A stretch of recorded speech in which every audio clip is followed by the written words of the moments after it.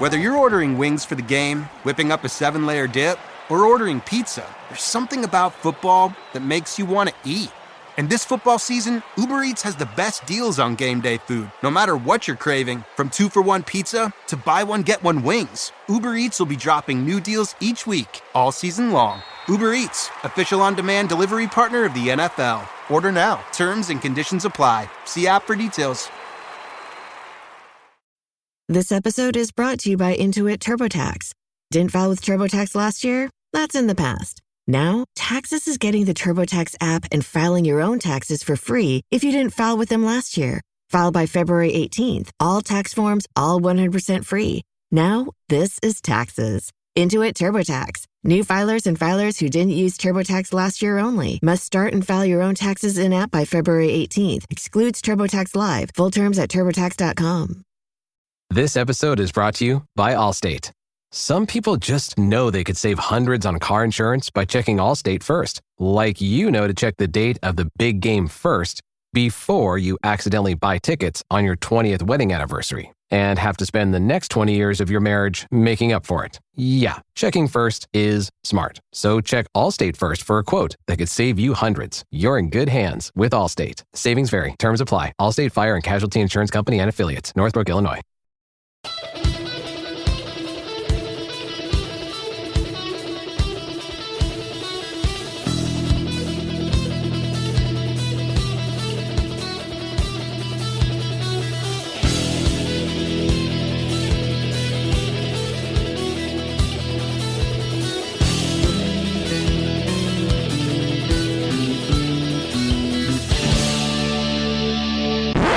Welcome back to another exciting edition of the Pointless Exercise podcast. It's Thursday. We're going to talk to Tom Loxis. Tom, how are you? Good. It's kind of a good week to be a Cub fan. I mean, a lot of people are very happy. Not only are we no longer starless, we're no longer Sammy-less. I hope you're happy because Sammy finally apologized to you. Yes, he did. We know you'd been demanding it. I was surprised he didn't mention you by name. Well, he did block me on Twitter a long time ago. So there's that.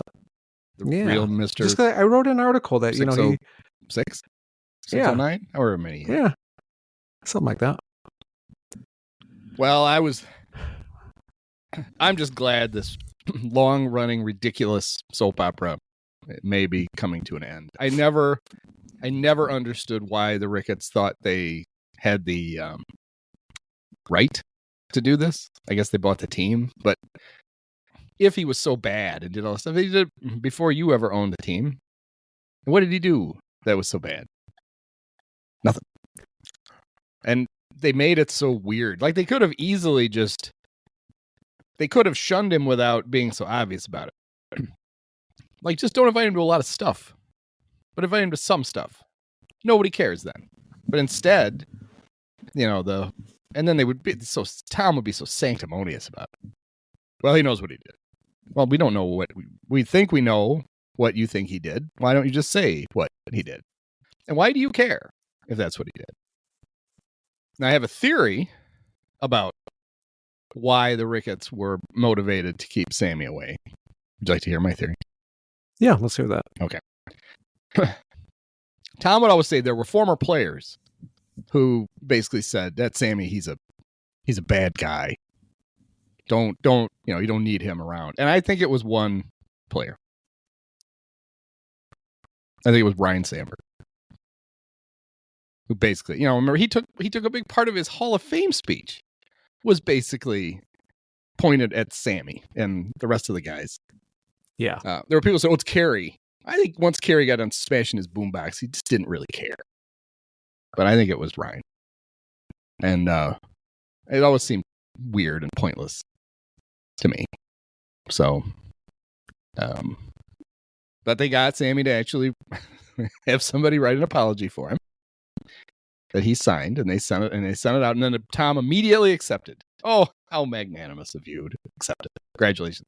And now you can make money off of Sammy. That was always my biggest issue was there was a whole generation of Cub fans that are Cub fans because of Sammy Sosa. Oh, yeah. And the Ricketts would gladly keep taking their money They didn't have any problem with that. And now they can make even more money because the convention will get a bump because of Sammy. And they'll do some kind of Sammy Day, I think, at Wrigley. Yeah, for sure. Now, I don't think they're ever going to put a statue up of him. Yeah, the whole thing was really weird, and it did, like you said, it just came off very sanctimonious of Ricketts. But yeah, in the Sandberg theory, I mean, do you think like in some ways, like Ryan felt a little, jealous that Sammy was becoming like the new Mr. Cub, and he didn't really, earn it the same way that he did? Yeah, I'm sure that was it. Or that Sammy was just, and it is. I mean, you couldn't be 180 degrees from Ryan Sandberg to Sammy Sosa any more than that, right? Oh, like, totally, yeah. Personality, the way they played, Mr. Showman, and I'm sure that stuff just pissed Ryan off. Like, why do you need to do that stuff? And it's fine. Like, a former player can not like another player. I don't care. That's not a problem. Yeah. I just always felt like that if there was one guy, like, really, really in the Ricketts ear about it, it was him. And I can't prove it, but I'm pretty confident. And they didn't have to go to the lengths they went to appease Ryan's delicate sensibilities. But they did, and that's fine. To me, the weirdest thing was, because they were so unsavvy about it, they would constantly get asked about it, and then they would get mad that they got asked about it. And it's like, all right, why didn't you just like invite him to every 4 or 5 conventions? We forgot to invite Sammy again. Whoops. But do invite him every once in a while, so he comes. You don't have to have him there every year. You can limit your exposure. I'm sure he's a lot. I'm sure he is. I'm sure the complaints are not out of left field, out of right field. But they wanted credit, I think, for doing this. And then when people would ask them about it, then they didn't want to talk about it. So whatever. I guess they got what they wanted until they started to run out of money. And they're like, oh, we better bring Sammy back. What else can we cash in on? Yeah, I mean, like you said, I'm surprised that they didn't try to just, use him, for his marketability, because, yeah, you can still cash in on him. There's, like you said, there's a whole generation. Yeah, I was always kind of indifferent about, his current status, like with the Cubs. But yeah, it's good to have him back. I mean, the only reason anybody cared is because the Ricketts made a big deal out of it. Yeah, it's not like they people really were did. clamoring for more Sammy. I mean, yeah, my Twitter feed, there's definitely some people that really kept asking. Would they have, if there hadn't been so obvious that he was banned or whatever? Yeah. Would people have really made that big a deal out of it? If they didn't realize it? They made a bigger deal out of it than they needed to. Yeah. Yeah. Which then fans rightly were pissed about it. I just say these are the Cubs. If they could find a way to fuck something up PR wise, they do it. They're amazing at it. And this was another one that they did. And so, but now they get more wins than the Bears, in the PR department, but there's definitely, some big missteps. They, do you think that the first inkling that there was a thaw was when Obvious Shirts did their Sammy line of stuff? Who knows? I mean, they're like, they're pretty in deep with everything. Yeah. Cause I could almost see Joe checking with the Cubs to see if it was okay. Yeah, I can see that. Like, we want to do the Sammy thing. Are you guys going to get all huffy about it? Hey, did you happen to see their line of Sammy stuff that they put out tonight? No, I didn't. Oh, you got to see it. I mean, most of it's pretty cool. I'll admit. The goat thing is, whatever. I mean, he's not the goat, but no. The goat thing looks cool, and there's some other stuff that looks cool, but I kid you not, put his apology on a shirt. Oh, for fuck's sake. Oh, there it is. The Sammy Sosa letter. A hoodie for only $52.99. You can wear the apology. Jesus. I don't think I could have enough beers to come up with that bad of an idea. If on the back Sammy was flipping off Tom Ricketts, then I would wear it. You could sell. I would have just went with I apologize. Like it's. You want me to apologize? I apologize. That's it. That's all I would. If I'd buy that shirt. Now I didn't commit any crime. Maybe just like cut it down to like that. Now that's funny. Now, but the whole apology? That's ridiculous. I got some ideas for Sammy at the convention. I think he needs to put the full cowboy gear on from that one famous picture of him and Sonia, and ride a horse right into the ballroom, and be like, "I'm back." Yeah, that he would do that. He probably would. I may not be giving him an idea. I may be spoiling his entrance. Yeah, you might. You're right. You might be. He's like, maybe could do like a Beyonce song from her album. I never liked you, Discipio. I never liked you. You ruin you give away all Sammy's ideas. He's gonna sue you. Wait, did the Twitter lift all the blocking ability? Can I actually see him again? Yeah, anyone who has blocked you could see their tweets again. Okay. I think he was he's probably the only significant guy that ever blocked me. I don't spend very much time over there anymore, but one day I saw a Bill Simmons tweet and I was like, oh God. And he blocked me early. I'm like 2010. 2010 I got blocked by Bill Simmons. I hadn't had to see a Bill Simmons tweet for 14 years, and there was one in my thing. Yeah, he's not the best tweeter anyway. He's good. He's a pretty good podcaster, but tweeting not so much. He blocked me for I don't understand. I didn't think I did anything wrong. He had sent out a link to a podcast where Colin Cowherd was his guest. And I just said, "Hey everybody, it's douche on douche crime." And he blocked me for that. Why does he be so sensitive? Yeah, I was promoting the podcast, Billy. I don't think he spends very much time on it anymore. He's too busy buying houses and the pod, spending Spotify money. Which, if Spotify would like to buy this podcast, what do you? How do you feel about Cowherd? I don't like him. I just I think I don't like him. Never really have. I never got it. Him talking. Well, the national guys never really. Yeah, I never really wanted to get a national, take all the time. Anyway, I'm more, my interests are more local, and those guys just try too hard. They try too hard to come up with something that stirs the pot. But I think Bill's actually pretty good, especially when he's talking, the NBA or some NFL stuff. But it's. Yeah, I don't know. There's a few guys out there. Russillo's pretty good at times. Who else do you listen to anybody else's pod? What podcast do I listen to? Yeah, sports wise. Well, I listen to this one religiously. Yes, of course. Even though I'm on it, it's like game film for me. It's tape. I gotta listen. I gotta take notes. I gotta I gotta break it down. I gotta grade everybody. I gotta see how we're doing. What podcast do I listen to? I listen to, let's see, sports podcasts? Or any. I think... I like The Athletic. I don't like what they did. They had... I would listen occasionally to the Jason Stark, Doug Lamville podcast. That was a pretty good podcast. And I like the Round Table. That's the one with Andy McCullough and Grant Bisbee. And they usually have another... They would have Mark Carrig on a lot. That's how I learned how to pronounce his name. Because for 20 years, I thought his name was Carrig. And Andy does a great Mark Carrig impression where he talks like this. I don't know why, because when Mark is on, he doesn't sound like that, but that's what he does. But they took all their baseball podcasts and they put them on one feed. And there's a weekend one, a Friday one that I don't like. And then I always have to I'll click on it oh, it's a new one. It's that one. And then I have to go delete it. Don't do that. Let me download my individual ones. Well, let's look. What else? This is good podcast. I'll just look up my phone and see what my podcasts are.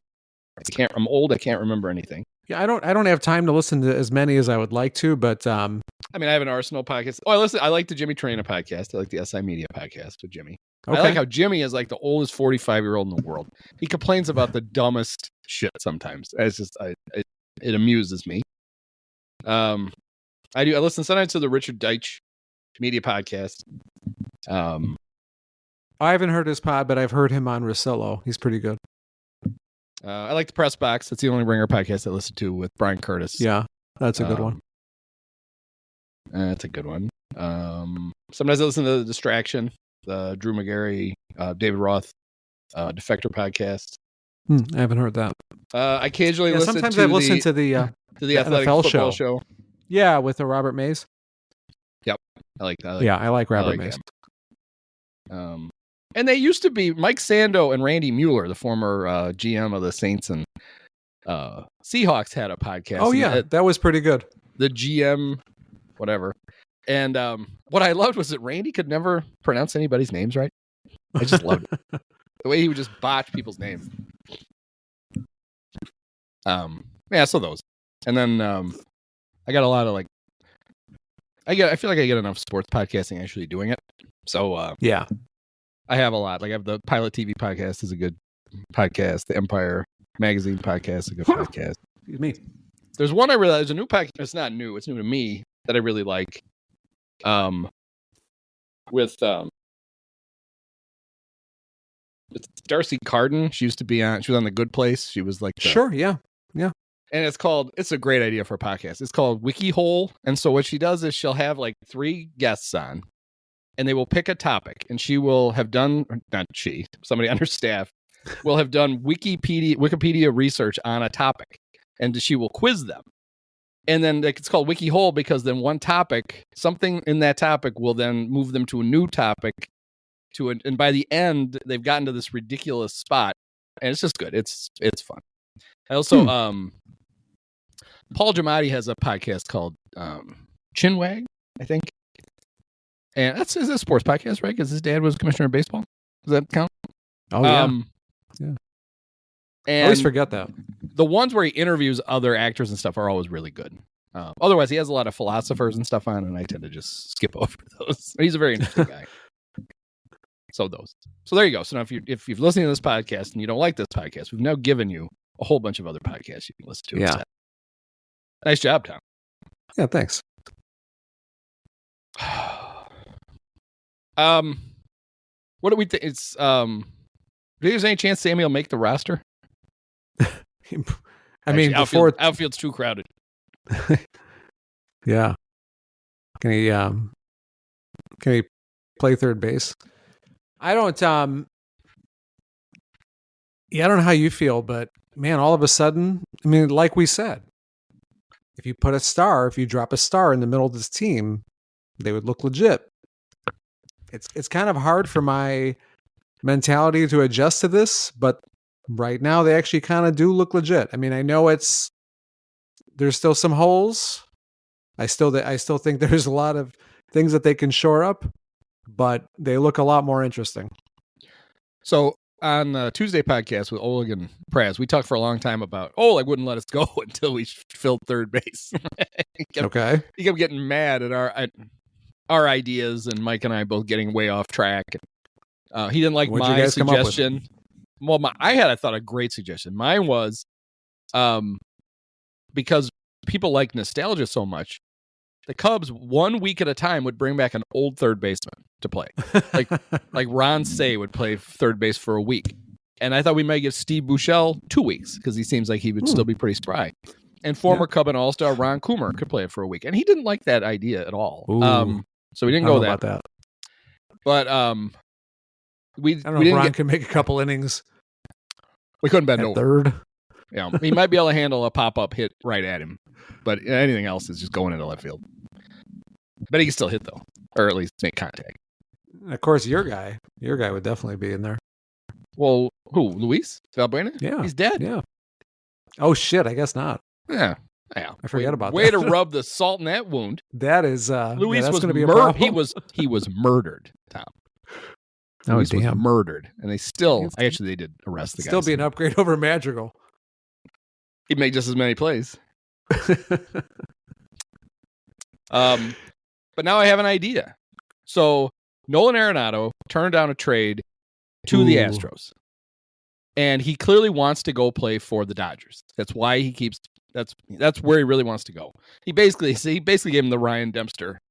I want to go to the Dodgers. I'm going to block trades. Is he playing pinball while he did this? How about this? Why don't the Dodgers go ahead, trade for Nolan Arenado, and then they can just trade the Cubs Max Muncy? I could live with Max at third for a Yeah, year I mean- while Matt Shaw learns what the hell's going on. I'd be Well, fine he's with the it. kind of guy that, you could use at first and third. You can DH him at certain times. Yeah, he would be a versatile guy. That's Right, which is definitely, ex- that's which is the ex- type of the guy they need. Which is exactly why the Dodgers won't trade him, because they can Right. just, even if they get Arenado, they could find a way to use Max. Oh, for sure. No, he's very valuable. There's that's the type of guy though that the Cubs need to get. They need to get a guy that can Well, there's another spell a Max, couple guys in pinch hit and there's DH another on Max certain days. Muncy. The A's the A's found another one. There's two. I Oh. don't know what he plays. It was very confusing because the Max Muncy we know was a former A draft pick, and then a few years later they drafted another Max Muncy. What are the odds that there were two anyway? But apparently They're there always were. looking for the market inefficiencies. So Yeah. it's There's another guy named Max load Muncy. up on the Let's Muncies. go get him. I don't even see him No. listed. Well, There he is. Oh, this one's far more handsome than other Tubby Max. He's in AAA last year. Other Max Muncy last year in 202 at bats, hit 10 homers, 38 RBIs. He had 292 with a 378 on base. He is Max Muncy. 70 bats right now batting other Mac Muncy. Oh, the Dodgers have to get this one too and play them both at the same time. That would be fun. It would be. So there's that. What did you think? Well- Go ahead. You haven't. No. Go ahead. I was saying, Well, what did you think? who else did you guys come up with as far as another third base option? I mean, or at least a guy that can like hold it down in case Shaw's not ready. I suggested. Remember, Anthony Rizzo played third for a batter. Oh God, I thought maybe we could go lefty and go with the Riz. I wouldn't mind. I wouldn't mind bringing Rizzo back. If you could give him enough at bats. We did have an idea at the end, and I don't remember what it was. That's how good the idea was. Okay. There are no free agents. You have to trade for one. The free agent third base thing is bleak, especially with David Bodie snapped up by the Dodgers. Oh God, Madrigal's still out there, and I'm still I'm worried. I'm absolutely worried. And somebody needs to sign him. He needs to go to Japan or Korea or I don't know. Luxembourg? Do they have a league in Luxembourg? Just somewhere, so that Nick can't come back. Because I could see Jed being like, Nick's still out there. Oh, yeah. Between Madrigal, Wisdom, and Bodie all being gone, I'm just holding my breath that they're like gone for good. Yeah. When I heard that Wisdom went to Korea, I was like, that's not far enough. Yeah. I thought he enlisted, but that turns out.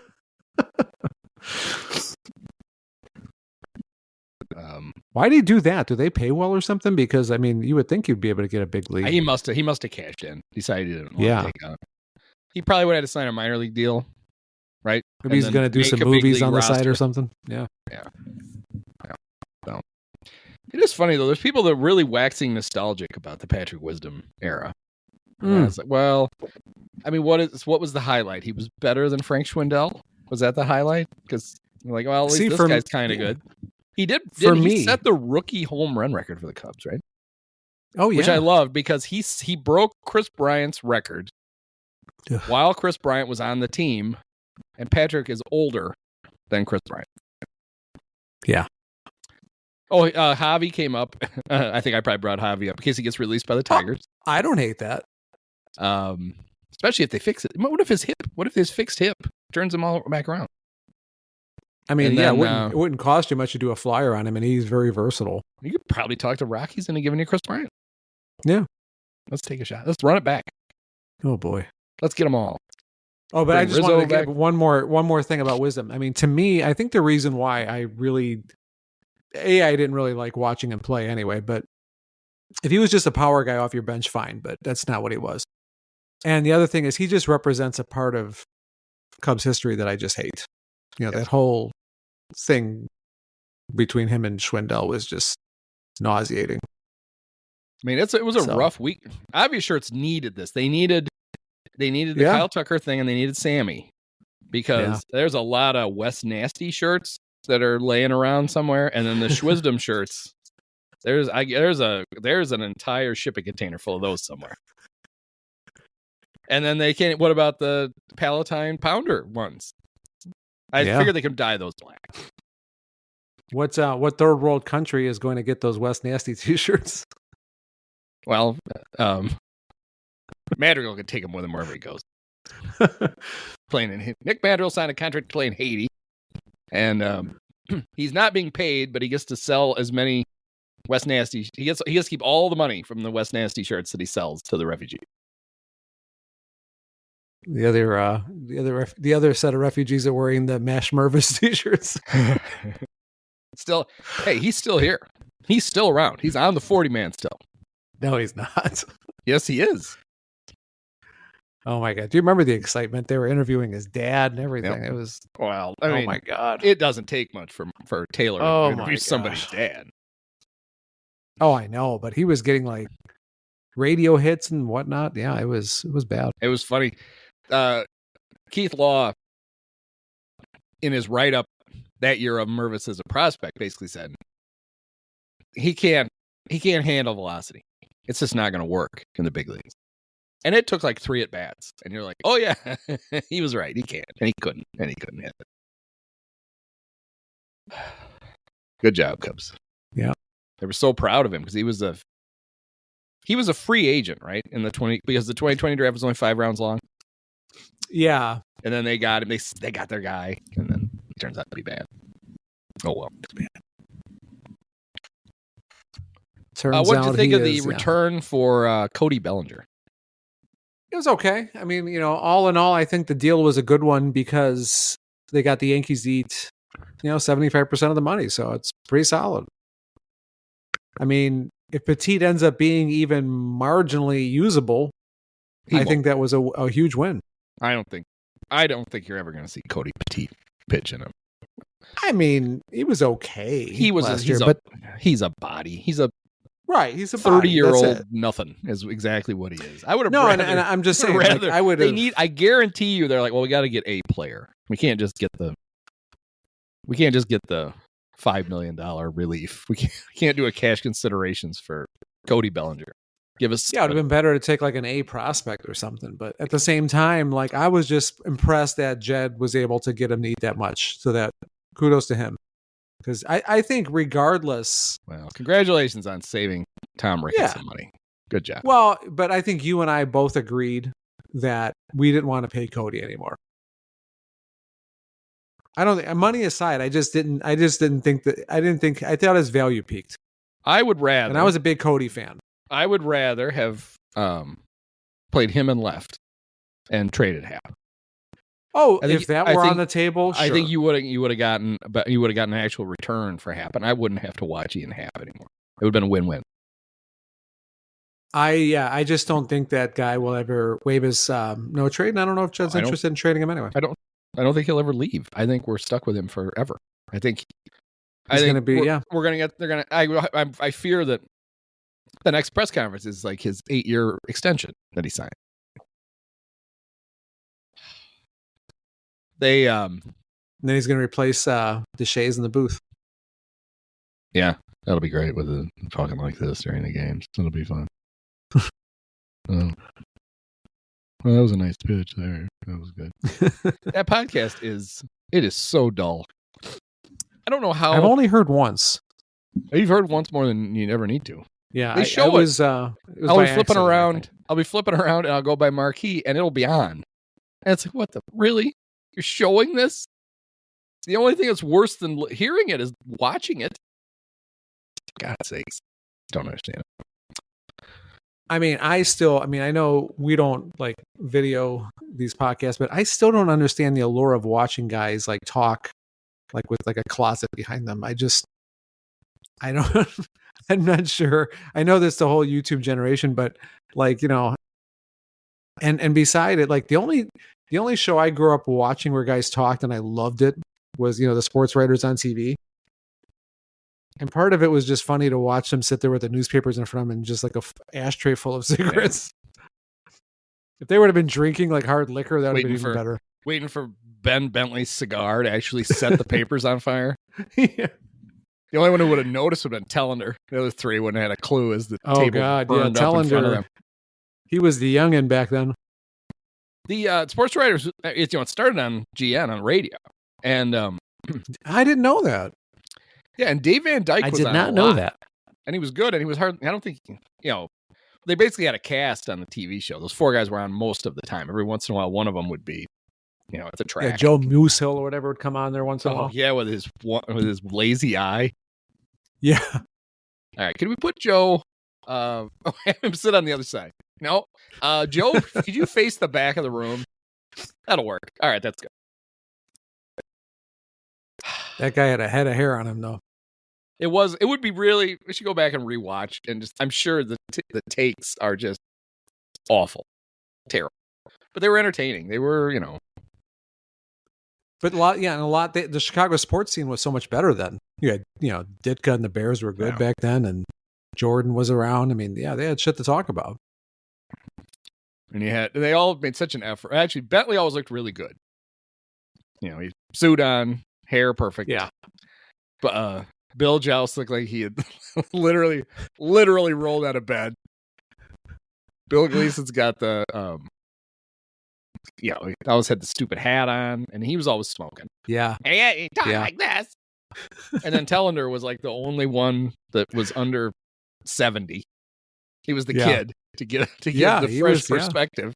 He was good on that show. I always really liked him. I really liked Rick until he got to the Sun Times. And then I was like, oh God, when he got to the Sun Times, it was bad. Yeah. This episode is brought to you by Allstate. Some people just know they could save hundreds on car insurance by checking Allstate first. Like to check the date of the big game first before you accidentally buy tickets on your 20th wedding anniversary and have to spend the next 20 years of your marriage making up for it. Yeah, checking first is smart. So check Allstate first for a quote that could save you hundreds. You're in good hands with Allstate. Savings vary. Terms apply. Allstate Fire and Casualty Insurance Company and Affiliates. Northbrook, Illinois.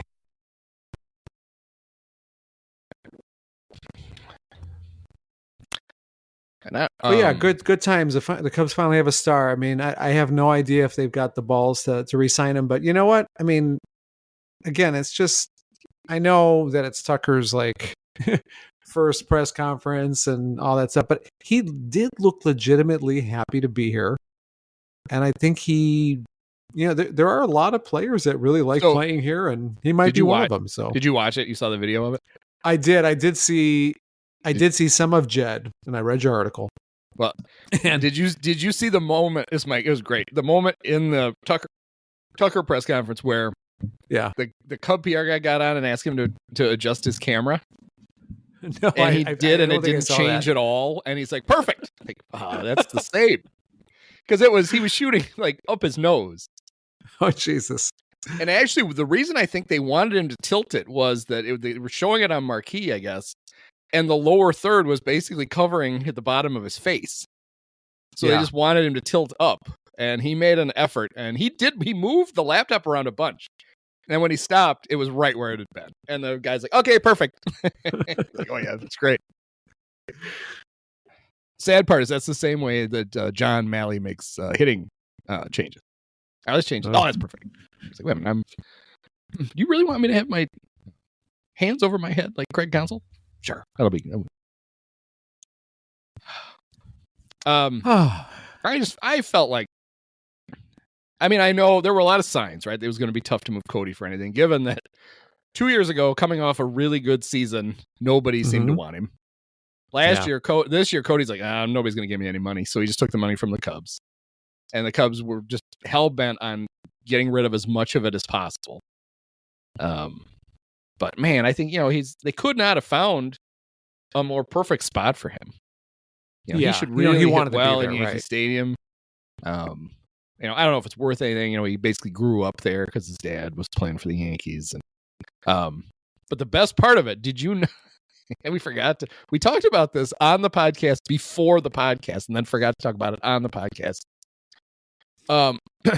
Cody's wife used to date Giancarlo Stanton. Yeah, I saw that. I'm sure that won't be uncomfortable at all. Well, there's been worse. Just waiting for Cody walks in and Giancarlo goes, "Hey, Cody, how's your wife and my kids?" Well,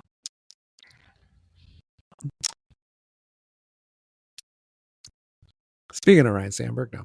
Anyway, Oh yeah, wait till she shows up. It's bad if at the Yankee press conference, if she has a corncob dress on, it's all gone to hell already. That'll be a very bad sign. How come Obvious Shirts doesn't have in the Sandberg collection? How come they don't have a corncob shirt? Why don't they do that? I don't want people to think I don't like Ryan Sandberg, because I do. He was just never like, he was a great player. I'm glad he was a Cub. I'm glad he's in the Hall of Fame. I feel really bad that he's sick again. My dad went through that. I know it all too well. But it's been so much fun to make fun of him forever that do I have to pause? I think he'd want me to still make fun of him. you probably I think he wants to be treated like he's always been treated, and he wants me to make fun of what a dullard he is. So I'm going to do that. It's my way of honoring him. He's my favorite all-time Cub. Although my first favorite was Buckner, so I still kind of think I like Buckner a little better. But he played overall, next to my all-time favorite Cub. Does that count? Dunston? Yes. Yeah, that's a good one. Oh, I love Sean Dunston. Still do. I went to his first game. People who make it to the very end of this podcast will hear, because Praz went to the Sandberg statue unveiling and went up to Sean Dunston while recording and said, "Hey, my podcast co-host Andy, you were his favorite player growing up." And Sean goes, "Oh, thank you, Andy." And so I have that forever. There you go. And an autograph from when Sean was 18 and I was 8. Or 19 and I was 9. I forget what year he played in the Quad Cities. But so I was... No, they could have had Dwight Gooden. Oh, he would. Sean was better. They should have let Sean pitch. That was the only problem. Dallas wouldn't let him pitch. He could have been Shohei before Shohei. He could have pitched and played shortstop. The pitching ninja, I don't know if you saw. Well, I don't know. I know you've been off of Twitter. I have to go back and forth, because Ninja's on Blue Sky. I see all. He okay. posts. That's right. But not everybody has made it over, so I had to go back and forth a little bit with all the Cubs news. But yeah, the pitching ninja actually retweeted me because he had posted something about Dwight Gooden, and I said, I still think, Pete Gooden was the best I ever saw. I mean, it's just, a lot of it probably is because I was a kid and, you're just more impressive then. But the, I don't know. I'd put 85 Gooden up against anybody. I know we were little kids, but you watch video of him and I don't know how the hell anybody hit him. I don't know. I mean, that he didn't just throw hard. He had that like explosive fastball that like jumped the last 5 feet. It was even somehow faster. And then his curveball was amazing. Just amazing. Yeah. He was incredible. Yeah. I mean, Lord knows everything. Yeah. What numbers he would have put up if he hadn't been putting everything else up his nose. But yeah. And I would say the same for Strawberry. I mean, those two guys been legendary Hall of Famers, had they been able to like stay out of trouble. But my gosh. Yeah. Cause back then, now we're going to date ourselves, but I used to have to watch, if I was bored, I'd watch a little bit of Braves TV or a little bit of Mets, because of TBS and WOR was on your cable. Yeah. So that's how I started to like watch some of the Mets games, just because I was like, hey, I'll watch some games like this. And yeah, they were pretty fun to watch. And you want to hear Ralph Kiner. Yeah. But yeah, Gooden, 1985 Gooden, look it up, man. He was fucking something. Ralph, who once famously said, "It's Mother's Day, so happy birthday to all you mothers out there." That's not how it works, Ralph, but that's fine. We appreciate the sentiment. Yeah. Excited about these. Oh, I hope Obvious Shirts didn't have a bunch of what was his first name? Matt Thice. We finally learned on the podcast on Tuesday how to say Thice. It's TH. It's pronounced. The phonetics was THICE. I thought it was just Thice. Yeah. But Thice, and he's just the only one to the White Sox, so he can still be a big fan. But he's gone to make room for the incredible Carson Kelly. Yeah, that was a well-kept secret. $11.5 million for Carson Kelly. Jed, who were you negotiating against? Anybody? Good job. Sammy. 2 years, too. Thanks. Good. Give him the Tucker Barnhart contract that adjusted for inflation. Good job. And then when he talked about it in his press conference, he talked about what a defensive whiz Carson Kelly is, especially his throwing. And I was like, I mean, they basically have made it impossible to throw base runners out now. What is that worth? Not much, but good job. Way to go, Jed. Do you think they look at it as A, Carson is now the starter and Amaya is the backup? B, they're 50-50, or C, Kelly is just there to be a traditional backup and knowing catchers get hurt and you need a good one because he might end up playing long stretches. Which of those three? Yeah, I think it's probably closer to C, but I think it's gonna. I mean, I think right now my guess would be a 60-40 split with Amaya getting most of the at bats, the majority of the at bats. You know, and Amaya still might have it in him to have a pretty good year, especially if the lineup is longer like it looks right now. So yeah, we'll see. I mean it's not. I would say the encouraging thing about Amaya was that his improved offense came with a visible adjustment. Right. He literally got rid of as soon as he got rid of the leg kick, he started hitting. PCA was the opposite. He added the leg kick. So Miguel gave Pete his leg kick. Well, you could see the change, right? Right. You could see that. You could see. Miguel went from being behind everything to being on everything, and then he was legitimately productive. Like he's not Johnny Bench, but if you just get a good, you just don't need a black hole at a catcher, which is what he had been, and so Jan was even worse until then. Yeah, and then all of a sudden it's like, okay, the bottom of the order doesn't just blow anymore, and it's a lot easier to score runs when you're not just giving away 3 outs at the end. No, he's got talent. So I think it's probably closer to B. 60-40 is probably right. I would go 80-20. I would treat Kelly like a traditional backup and give him one of the pitchers. And then, well, like I'm saying, that might be the plan going in. Yeah, I mean, well, I just hope that's the plan going in. And then if Miguel doesn't hit, I hope Kelly only gets more playing time if Miguel is struggling, not at the expense of Miguel, because, and this is the Cubs, well, we're paying him $11 million. We got to play him. No, you don't. That's not how it works. That's what it costs to get him. It doesn't mean you have to use him. He's just there in case. No, yeah, somebody needs to give them a lecture on opportunity or acquisition cost. Yeah. So when we were on last Thursday, we were both talking about basically why would you have to give up Seiya to get Kyle Tucker? And lo and behold, they didn't have to give up Seiya. What do you think about the Isak Paredes, Hayden Wesneski, and Cam Smith for maybe 1 year of Kyle Tucker, or maybe 9 years of Kyle Tucker? We don't know. Yeah, 9 years, it looks like a steal. Yeah, but even at 1 year, I can totally do that. The Cubs system is deep enough to absorb, trading Cam Smith in that deal, and Wesneski's a guy, and the Astros might unlock something in him. That's always possible.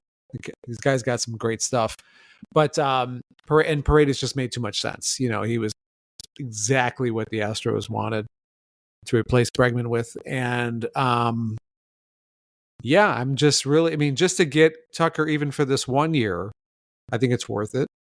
And to have the chance to, to showcase Chicago and everything that you might be able to entice him to stay with is just worth that shot, I think.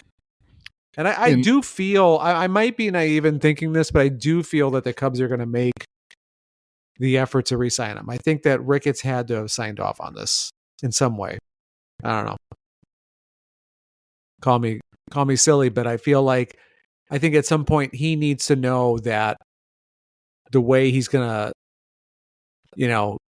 market marquee, whatever form it's in, and sell more seats, because they're not really setting the world on fire right now in selling tickets. I think Tucker they brought Sammy probably back, would so help that. Fixes that now. Yeah. I think this is going to help big time. One night of Sammy waving at fans. That'll Yeah, be that's worth not gonna work. that's worth a good $25 million. I'll be fine. Michael Tucker will make me watch Well, no, maybe every maybe game Kyle. I can. Maybe Kyle Tucker. I mean, I'm sorry. I don't believe I just said that. Sorry, I'm watching football. Do you know Tucker every will, time so far, every newsletter I've written that I've mentioned Kyle Tucker, at the end I go through and I do a control F for Michael to make sure I didn't refer to him as Michael Tucker, because I was sure that I haven't yet, but I was sure that I would know I will. It's inevitable. That bug-eyed freak. How do we remember? I mean, he wasn't bad, but he wasn't good. Well, no, I have a very clear Michael Tucker memory, and it's actually a good one. Okay. And Mike Farron and I were blue skying about this last week. While the Fred McGriff saga was going on, the Cubs had traded for Tucker from the Royals, and he was playing right field. And they had a game against the Cardinals, and my dad and I had gone to Platteville to watch the Bears practice, and we're driving south from Platteville back home, listening to the Cub game. And in the 8th inning, Michael Tucker hit a go-ahead homer against the Cardinals. And right after that, Pat Hughes read the announcement that Fred McGriff had agreed to waive his no trade and come to the Cubs. And so basically the season went from, the best moment to what we thought was another good one, which turned out to not be, because Fred was objectively bad for the Cubs until, and that's fun to go look at his stats. They get him. He's terrible. They fall far enough out of it that it's over, and then he goes crazy for like the last 3 weeks. So his stats look like he was great for the Cubs. But it's weird. I also remember I was driving home, and when Joe Girardi had a walk-off single that season, I remember being like in 2 different cars when both of those things happened. Yeah, Tucker wasn't bad. It was like a nice little, like, they were getting nothing out of, basically Sammy was their whole offense in 2001. Yeah. Except for Ron Coomer, of course. We've talked about this, though. I love that team. Yeah, they were terribly flawed, but they were fun. Yeah. And they followed the pattern that we were used to, which was the Cubs would be bad and bad and bad, and then, oh my God, out of nowhere, they'd have a really good season. And then they go right back to being bad again. And it happened. Like the 97 Cubs, you couldn't be worse than the 97 Cubs. 98 Cubs, Sammy goes crazy. They go to the playoffs. They're terrible in 90. They're terrible in 2000. All of a sudden, they're good in 2001. And then terrible in 2002. And then they're good in 03. And then 04, was a good team that bitched itself right out of the playoffs. And then, but that's what we lived with as a Cub fan. And that's why every season, no matter how lousy the roster was, you're like, well, we've seen it before. Maybe they'll actually be good. Right. And I usually, think 01, usually it didn't happen. Correct me if I'm wrong, but I think 01 was like the year they had a really good bullpen. I mean, Gordon was really good. Farnsworth just had merged. Facero was pretty good from the left side, right? I mean, I know he blew some saves, but and who else? Yeah. Well, I said the troll. That's what we called Jeff Facero, because he looked like a troll. Yeah. And he had this weird thing on his ear that we always saw. Oh, wait, Van Poppel, wasn't he pretty good out of the pen that year? Was that a Van Poppel? Yes, it was. And he was 2.52 ERA for Todd Van Poppel. Yeah. Yeah, the Flash was really good. Of course, he got hurt, because he always did. And then Facero couldn't close for some reason. He was only still had the run fairy hanging around. Felix Heredia. He had a really good year out of the bullpen. He pitched in 48 games, and his ERA was only 6.17. Ooh, yeah, not good. Former position player. That was the year Lieber was really good, right? Position player turned pitcher Ron Mahay had a 2.61 ERA for those Cubs. Oh yeah, yeah. They had a plucky young young reliever named Carlos Zambrano, who made 6 appearances late in the season. Sweaty Joe Borowski was around for his one disastrous start. And if you remember that, he had an emergency start against the Giants, and Barry Bonds hit a grand slam that is still orbiting the earth. Little did we know that 2 years later, Joe would come back and would become a sweaty folk hero. But we were not fond of him. Our first impression was not a good one. No. Yeah, so the rotation, Lieber had a really good year, won 20 games. They got an inexplicably solid season out of Jason Beret. Yes, that was. They got 28 Kerry Wood starts, a 3.36 ERA. That was crazy. 217 strikeouts, 174 innings. Kevin Tapani Kevin Tappan was good. Lost 14 games. You got to be pretty good to lose 14 games. And Julian Tavares, was that the year that he made his anti-homosexual remarks and had to apologize? I think it was. Maybe. Quite a bunch. Oh, big face that was David Weathers coming out of the bullpen. Oh, yeah. Never seen a man with a face that big. But yeah, the bullpen was good. And this guy came up, because it always comes, Oleg and I talk about him whenever we can, but that was, they got 95 games out of Rondell White. Oh, love Rondell White. They traded for him the year before, and they got 95 games out of him. He hit 307 with a 371 on base and a 529 slug. If that guy had any, of course, if he had knees, the Cubs wouldn't have gotten him. But he was such a good hitter, and he just couldn't stay on the field. And we loved Rondell. And he had the coolest right-handed swing, too. Really? Like usually lefties have the cool swings. Rondell had just his swing was great. And Sammy, I don't know, was this good? Sammy led the league in runs. He only drove in 160 runs for the Cubs, which also led the league. He hit 64 homers, which of course didn't, because whenever Sammy hit 60, he didn't lead the league in homers. He hit 328 with a 437 on base and a 737 slug, and he didn't win the MVP because Barry had his dosage tuned up just a little bit better. He really did. This is Barry Bonds in 2001. Barry hit the same as Sammy. They both hit 328, but Barry's on-base percentage was .515. He slugged .863. He had 156 hits, and 73 of them were home runs. Jesus Christ. Do you remember when you were a kid and you would like play, a season with like PlayStation, and you would just like halfway through, you'd be like, oh, fuck this. This is too unrealistic. Yeah. That's like the kind of numbers he was putting up. Yeah, basically, basically Barry was the creative player where you just put everything on 99.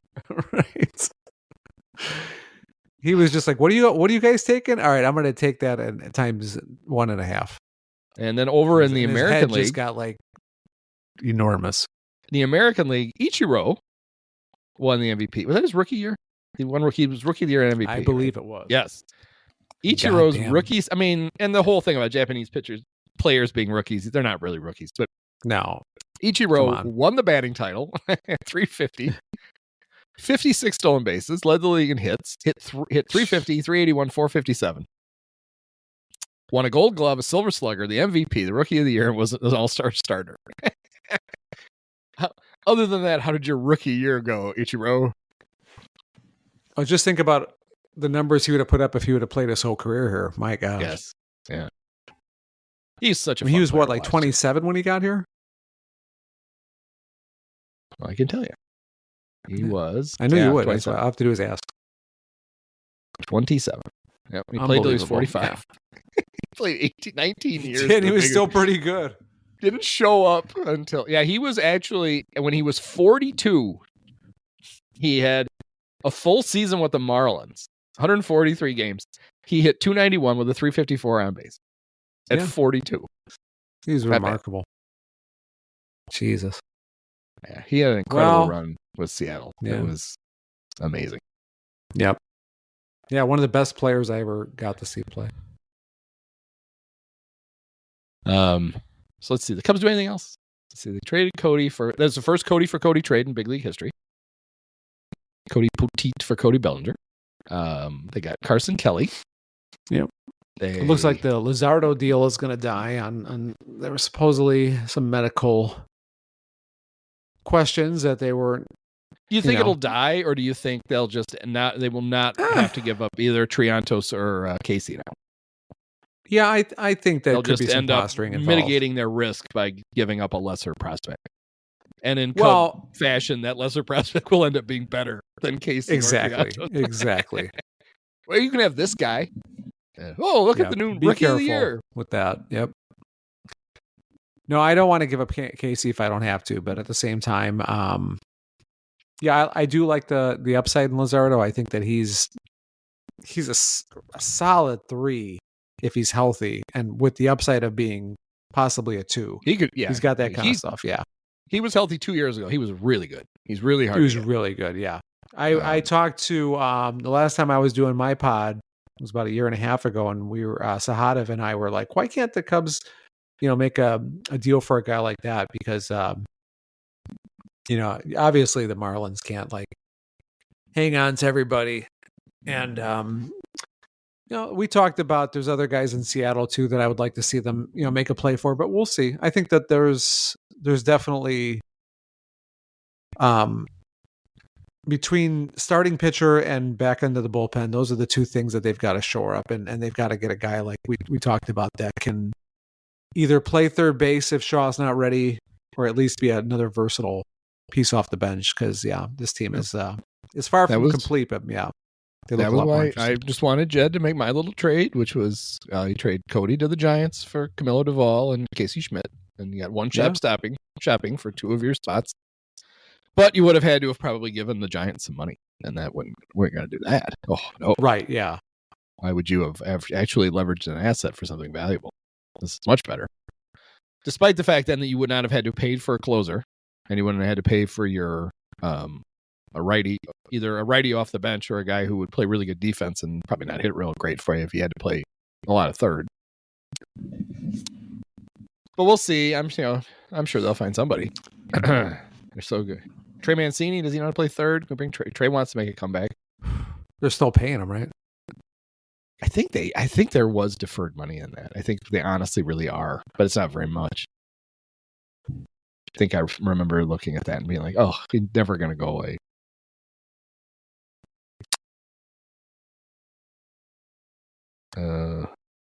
Yeah, he didn't play at all last year.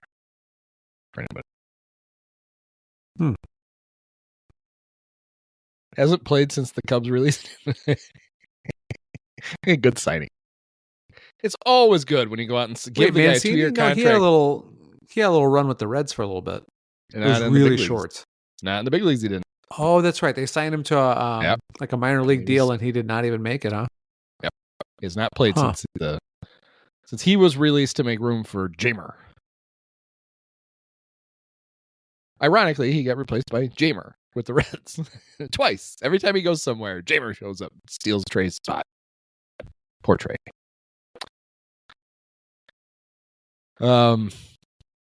Yeah, so I don't think the Luis Castillo, I can't believe the Luis Castillo rumors. He's owed $100 million. That just doesn't seem like that makes any sense for the Cubs, really. Well, I mean, there was some talk that if the Mariners would take Cody back, that would make some sense. But not at this point. If Jed got out from the Cody money, I think Castillo makes less sense. But we'll see. I mean, the Mariners definitely have some other pitchers that I'd be more interested in, but that would require them trading the prospects. But I think the Mariners are more interested in getting big league bats. Yeah, and it's funny, if they really need to fix their offense, why are they going after Nico? How's that going to fix your offense? That's not. Yeah, I mean, this is a guy who, if he's league average, you're happy with it because he's such a good defensive second baseman.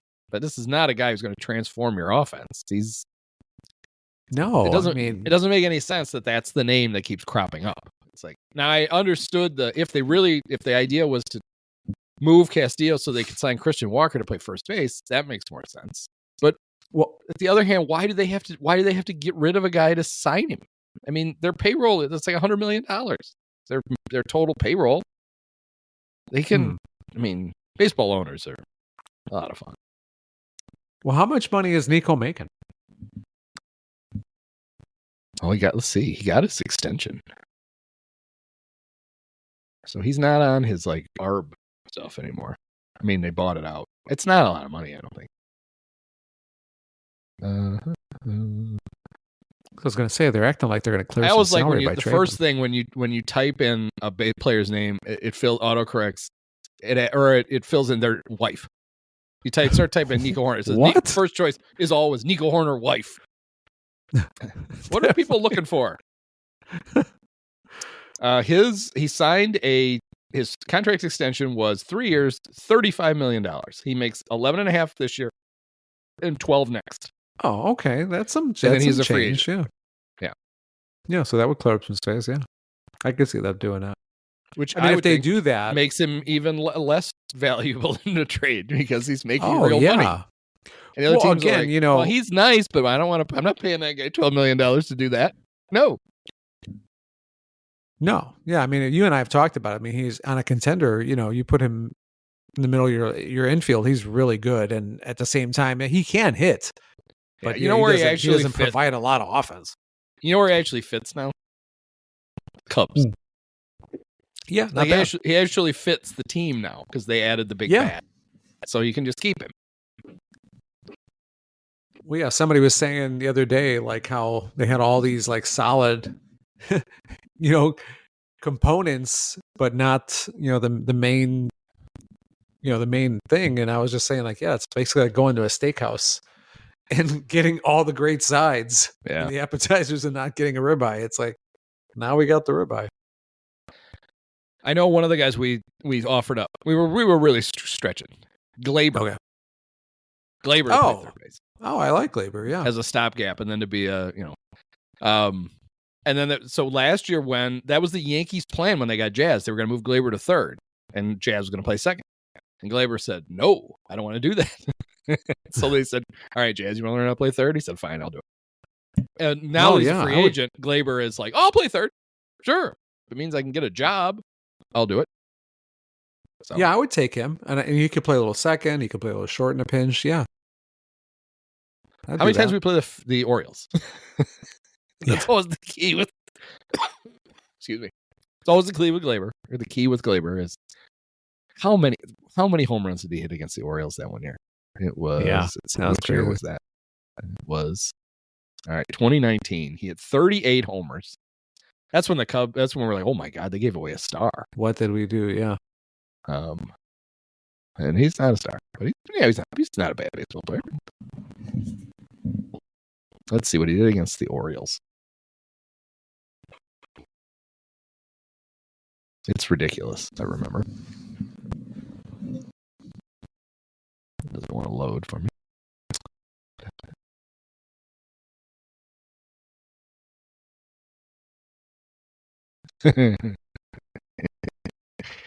In 18 games, 17 starts, Glaber against the Baltimore Orioles in 2019 hit .394 with a .467 on base and a 1.046 slug for a 1.512 OPS. He hit 13 homers and 20 RBIs. And so he had more than a third of his homers came against the Orioles in the year when he hit 38 home runs. That's like some Mike Schmidt stuff they used to do to us. Yeah. It was a rare day when he didn't homer against the Cubs. Oh yeah. That was, it was given. Like I remember when I was a kid, I just could always expect Gary Carter, Mike Schmidt, and Tim Wallach just to do some ungodly damage. Mike Scioscia. There were a lot of Cub killers. And Glaber hit 6 homers and had 10 RBIs against the Orioles at Yankee Stadium and 7 homers with 10 RBIs against them at Camden Yards. So he didn't matter where he was. Just see the Orioles uniform. Of course, the Orioles, how many games did they lose that year? 1,000. They were. Yeah. I don't know. It was a lot. They were awful, and he took full advantage of it. So that was I think that might have been our big idea at the end was Glaber. And there could be, it's weird, even with the team spending money, we'll get to spring training and there'll be some pretty good players who don't have a job. Who all of a sudden are affordable because they need a job. So maybe that's the Cubs' plan. Because honestly, it would be very Cub, right? To make this big move and set yourself up and then rely on, your Matt Shaw to be your third baseman, and he's Gary Scott, and you're like, oh, that didn't work at all. Now we don't have a fallback. You just have to get yourself ready because they're prospects. You never know what you're going to get.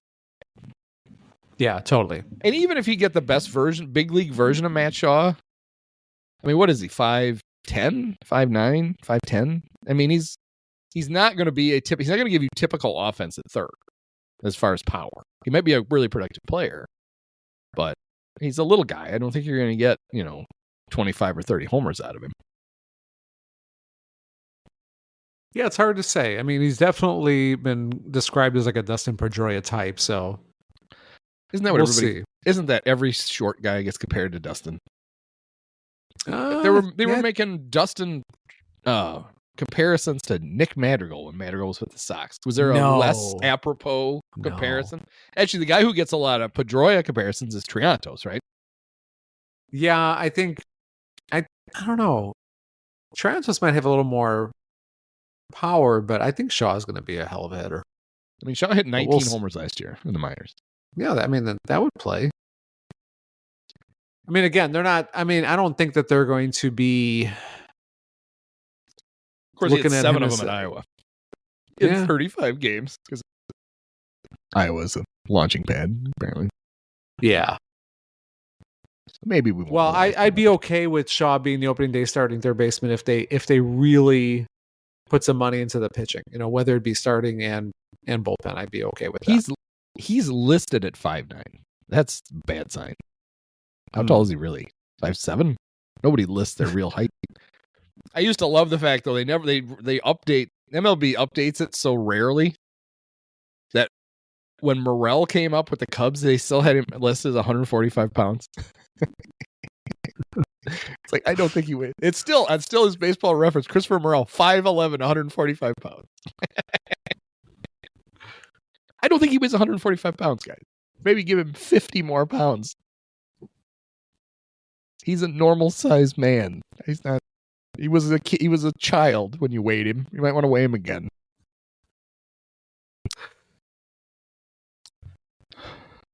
But we'll see. We've Jed. What did Jed say? Is it like in the 6th inning of the offseason now?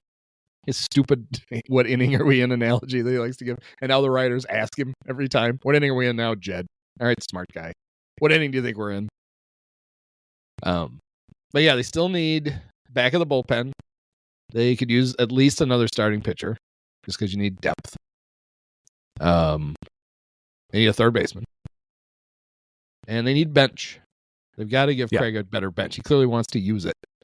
Yeah, I do like how the Bleacher Nation is. They are. Oh, Gage Workman. That guy's going to be great. It's like, look at his numbers at AA. Yeah, he's 25 years old. It's his 3rd go around playing for Erie. He basically owns a house in Erie. He played there so long. And it's like, you guys do realize, right, that most Rule 5 players, if they stay because you trade for them in spring training. Like, you just make a little deal and you don't have to send the guy back, and then he goes and plays in the minors. The days of hiding David Patton in the bullpen for a whole year for wonderful, that doesn't happen very often. But they're like, Bird had him like, what if maybe he'd play third for a while? It's like, Jesus. You go out and trade for Kyle Tucker and you're going to play Gage Workman at third base. Hey, what the hell? Come on. You guys can aim a little higher than that. Plus, it's not like there's so much talent at shortstop with the Tigers that if Gage was pretty good, that the Tigers couldn't find a spot on the 40-man roster for him. Yeah, that's true. I mean, they do have Trey Sweeney now.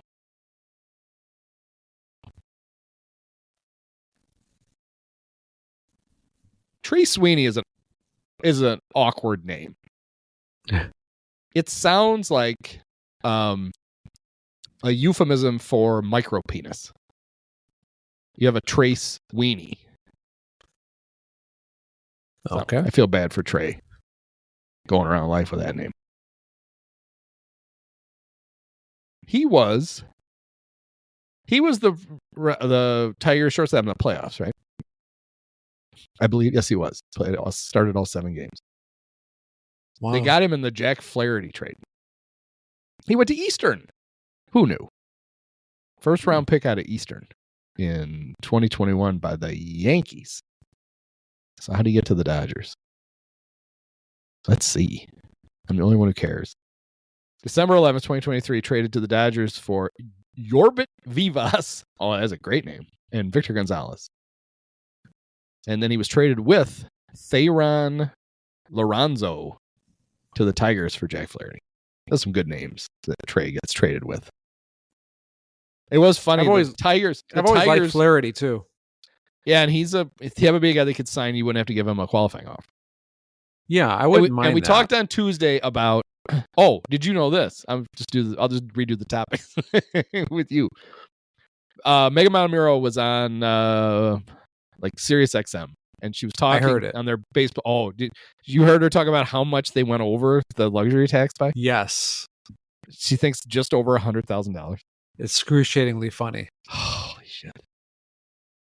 And that's why Greenberg and I are convinced they did it on purpose. Yeah. So then we can't sign these guys with qualifying offers because we'd lose our second and fifth picks and $1 million. Yeah. But honestly, right now, you do need the $1 million because if you really think you have any chance at all at Roki Sasaki, you got to have your full international budget. And then once Roki inevitably signs with the Dodgers, then you could start signing guys. So I kind of wonder if there's so many teams in that boat with the Cubs who think they could get Roki and want to save that money. Yeah. If you're a free agent who's out there now, don't you wait until Roki makes his decision next month? Yeah, it might be a good decision. Then some teams who might not be if you're a free agent with a qualifying offer attached, your market isn't going to heat up again now until Sasaki picks a team. And then there'll be some teams like, okay, fine, we don't really need that. We can spend that money on him. Yeah, we can lose that money. That's not a big deal. So they could do that. Well, before we wrap up, I will say that I've enjoyed that this offseason has moved a little bit faster than the last two because that was horrible, waiting till January to see what your team was going to look like. Yeah. Well, it's fun because inevitably, so last year and this year should have been the active years, right? They're years 2 and 3 of a new CBA. Yeah. Last year, it took a long time to get going, and then it was okay once it finally started. This year really started with a bang, I think largely because, no, I shouldn't even say that, because Juan Soto signed about the same time that Shohei did. Shohei signed early, too, and it should have freed everything up, and it didn't. But the Soto thing seemed to actually do that, where they're like, okay, fine, we know we've got money, let's go spend it. Next year, the year before a new CBA, owners tend to get a little cheap so they can reinforce the narrative that we don't have any money. We need a new deal. And then 2 years from now, this will be a lockout. There won't be an offseason. There'll be nothing to do because it's inevitable. In fact, there was Ken Rosenthal wrote a thing about how the MLBPA and the owners basically now figure that forever, there will always be a lockout while they're negotiating the new CBA. That's just how it's always going to work. So that'll be fun. We'll just be sitting around with nothing.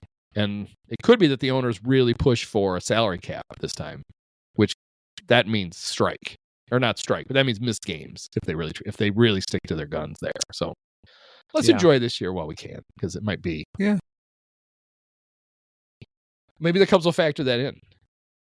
Okay, we can give him more money because there's going to be a long lockout in year 2 of his deal, so we won't have to pay him for any of that. Oh, good, that'd be great.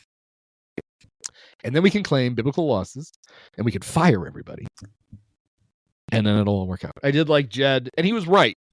Like, so he at the beginning of the press conference, he said, we have our scouts and our baseball people in town, and I thank them for their work because the trade for Kyle was a culmination of all 3 parts of your organization coming in. They traded a player they had acquired. So the big league scouts had identified Paredes as a target, and they traded for him. They traded a guy they had traded for in the minors, Hayden Wisniewski. So the minor league scouts 2 years ago for them.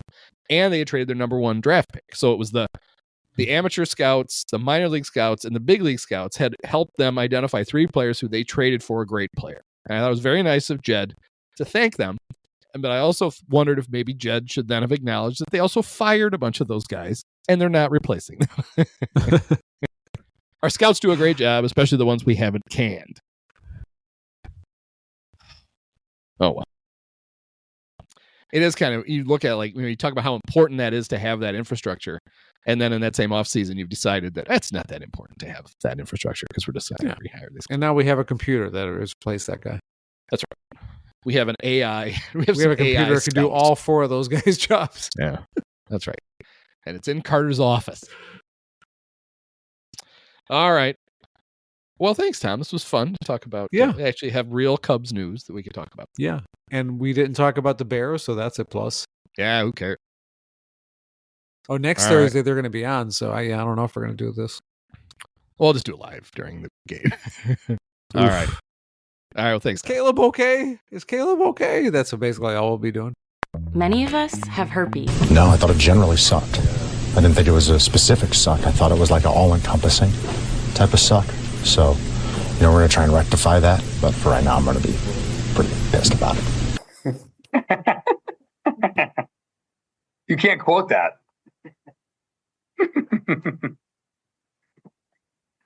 I'm not going to comment on anything. It's fitting. It's got to be done with one of the best games of all time. Just unbelievable. Got to congratulate the Dolan family. Sean, my podcast co-host Andy, you were his favorite player growing up. Oh, thank you so much. Awesome.